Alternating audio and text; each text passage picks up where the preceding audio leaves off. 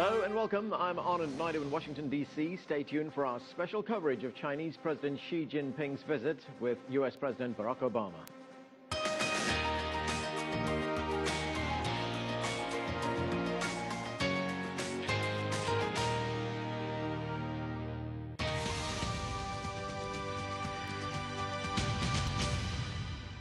Our top news, Chinese President Xi Jinping has arrived in the United States. He arrived in California for 2 days of talks with U.S. President Barack Obama.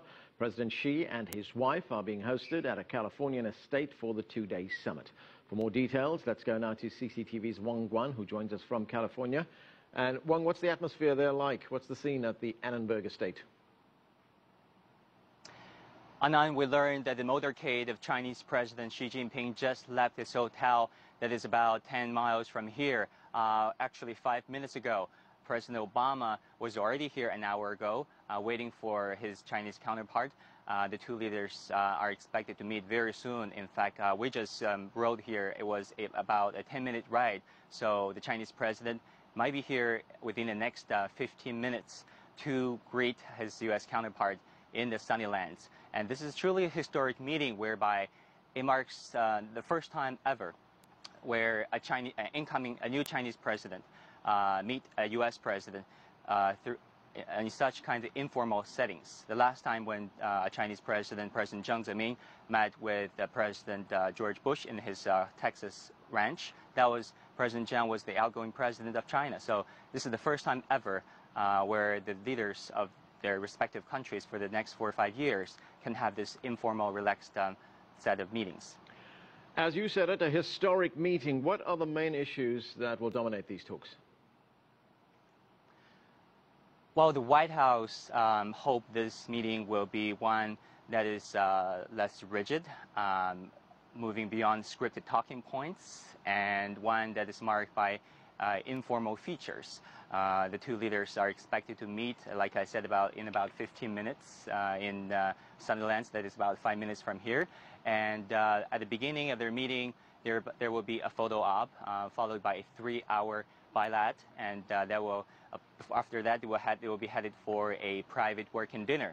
The White House said this kind of meetings will be one that is encouraging open-ended conversations. The two leaders, of course, have very different specific agendas in mind. For the Chinese leader, it is trade protectionism here in the United States and also North Korea.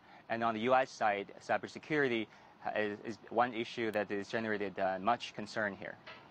Why is this meeting being seen as so significant for both the United States and for China?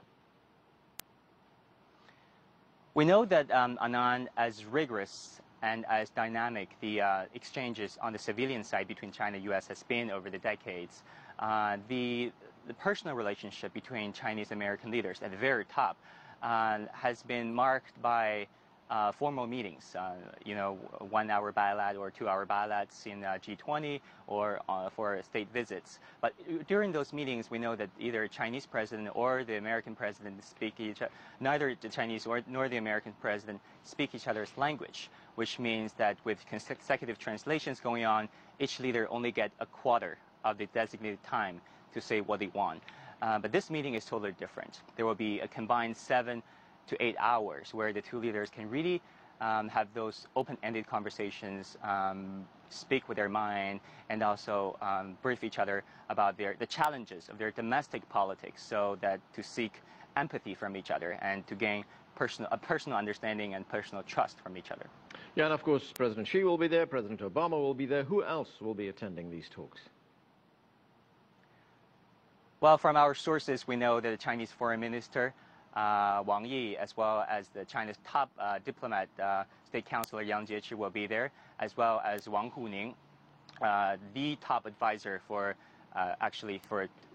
three Chinese presidents so far: President Jiang, President Hu, and now President Xi, and also Li Zhanshu, the top leader within China's major policy tank in the State Council. And on the U.S. side, we're expected to see Secretary of State Kerry, as well as other leaders